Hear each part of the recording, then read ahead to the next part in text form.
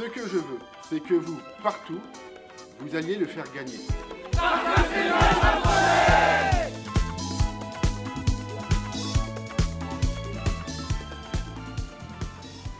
Bérénice, bienvenue sur le plateau de Zotelli, la télé orléanaise. Est-ce que tu veux te présenter? Oui, bonjour, merci de m'accueillir. Donc Bérénice Simonet, je suis manageuse en musique actuelle. D'accord. C'est quoi une manageuse en musique actuelle? Alors une manageuse, c'est une personne qui accompagne les artistes, qui en fait son métier. Et donc, si tu veux que je détaille exactement en quoi consiste ce métier? À ta guise. D'accord, très bien. Donc en fait, le métier de manageuse, en tout cas moi, de la façon dont je le vois, je mets en place un certain nombre de stratégies pour les artistes pour qu'ils soient davantage visibles. Voilà. Je travaille avec des artistes émergents, ce qu'on appelle, qui ne sont pas encore connus. Voilà. Très bien. Qu'est-ce qui t'a poussé à vouloir faire cette activité? Alors c'est tout naturellement en fait que ça s'est présenté. C'est un petit peu le hasard de la vie, on va dire.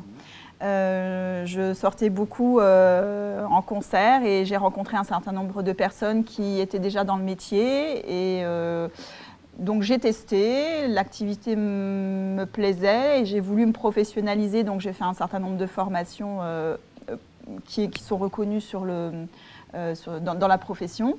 Et ensuite, je me suis lancée peu à peu jusqu'à ce que je monte ma propre structure il y a à peu près 3 ans. Très bien. Donc c'est l'occasion justement de peut-être présenter ton parcours depuis l'école jusqu'à aujourd'hui. D'accord.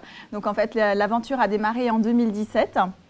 De 2017 à 2019, j'ai testé l'activité en ayant un certain nombre de formations, notamment sur les formations courtes d'Issoudun, où j'ai fait les formations booking, écosystème de l'artiste, régisseur. Ensuite, je suis allée à Ecopia, à l'IRMA à Paris.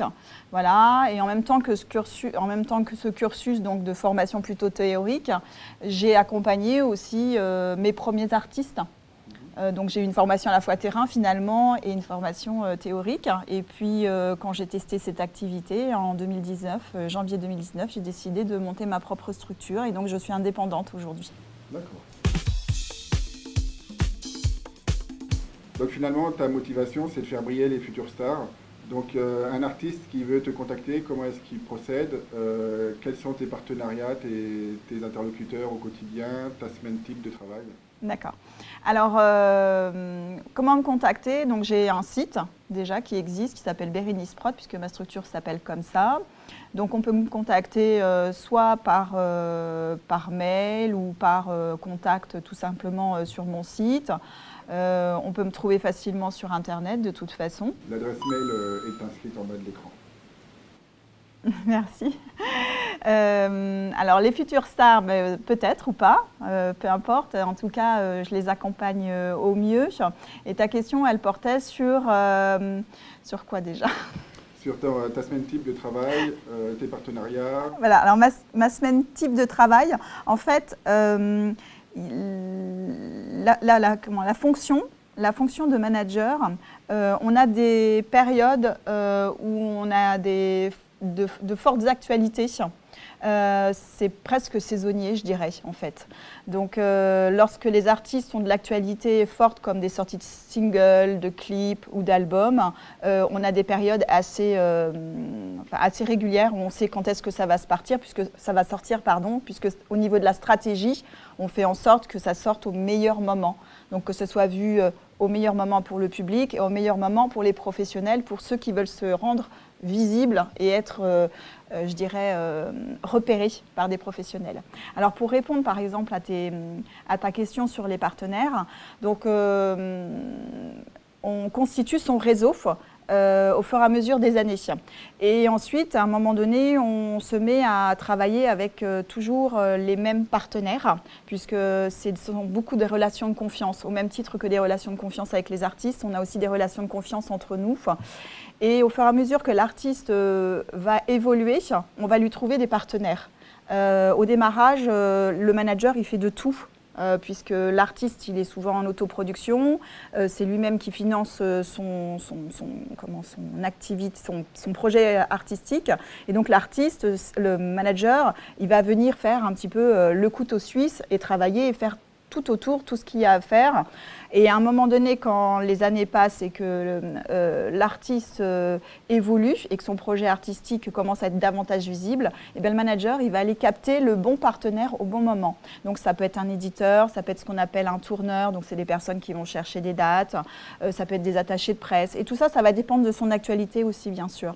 Donc les semaines types, je ne peux pas répondre sur de la semaine type. Par contre, on a des gros coups de pression en fait, au moment où il y a des fortes actualités. Donc tu travailles avec les artistes, avec les boîtes de production d'albums. Voilà. Uniquement musique ou tu produis aussi d'autres types de culture? Non, je me suis arrêtée à la musique. Et à la musique plutôt chanson, hip-hop et pop, en fait. À un moment donné, parce qu'après, ce sont des réseaux. Si on part sur de la world, faut avoir le réseau world. Si après, il y en a qui aiment plutôt du jazz, ben, il faut avoir le réseau jazz. Donc en fait, quand on commence à travailler comme ça sur un esthétique en particulier, on ne peut pas trop aller dans d'autres réseaux, ou alors il faut faire un gros travail de fond et c'est très très long. Tu fais de la radio aussi? Oui, ça m'arrive de faire de la radio, donc de faire des chroniques et aussi des chroniques auprès d'une webzine aussi qui s'appelle, je ne sais pas si on peut le dire. Oui, on peut. D'accord, qui s'appelle Sourde Oreille. Donc parfois il m'arrive en effet, quand j'en ai envie, quand je rencontre des artistes et que j'ai envie de mettre en lumière certains artistes, bah, soit ça passe en effet par la radio, soit ça passe par l'écriture. Donc ce sont des activités qui sont arrivées au fur et à mesure, mais je dirais c'est plus pour, me faire plaisir. Et aussi parce que ça me permet aussi de m'enrichir au niveau de la culture, de certains esthétiques. Et aussi, ça m'a aidé aussi à faire mon réseau. Parce que j'ai réussi à rentrer en contact avec des artistes ou des professionnels par cet intermédiaire-là. Ce n'était pas calculé, mais j'ai remarqué que ça m'a quand même aidé dans mon réseau. D'accord. Donc 2017, ça fait déjà 5 années que tu es sur cette activité. Voilà. Est-ce que tu as des très bons souvenirs à te remémorer avec nous? Eh bien écoutez, c'est des rencontres, enfin en tout cas les très bons moments, c'est comme, enfin moi je les trouve bons. Après pour d'autres personnes, c'est peut-être pas le même impact en fait. Mais tout récemment en fait, j'ai rencontré une professionnelle avec qui j'ai négocié certaines choses par rapport à une de mes artistes. Et c'est une attachée de presse, et c'est une attachée de presse en fait de plusieurs stars. Et c'est quelqu'un qui m'a mis en lien, mais ce n'était pas du tout calculé non plus. Ce n'était pas la personne que je voulais voir. Et en fait, c'est quelqu'un de très simple et qui a été très à l'écoute, avec qui je suis en contact, etc. Donc ça a été pour moi en fait juste un moment où je me suis dit peut-être que ce sont des moments rares en fait. Ce sont des moments rares. Et comme c'est un métier très très difficile, je me suis dit, c'est un moment que je garde pour moi en fait. Voilà, c'est plus personnel et je me dis, bon, bah, ça fait du bien aussi de voir qu'à un moment donné, on peut rencontrer des personnes de ce niveau-là, qui ne vous prennent pas de haut et puis qui vont peut-être même vous aider par la suite si vous avez besoin dans votre activité et qui sont vraiment très simples.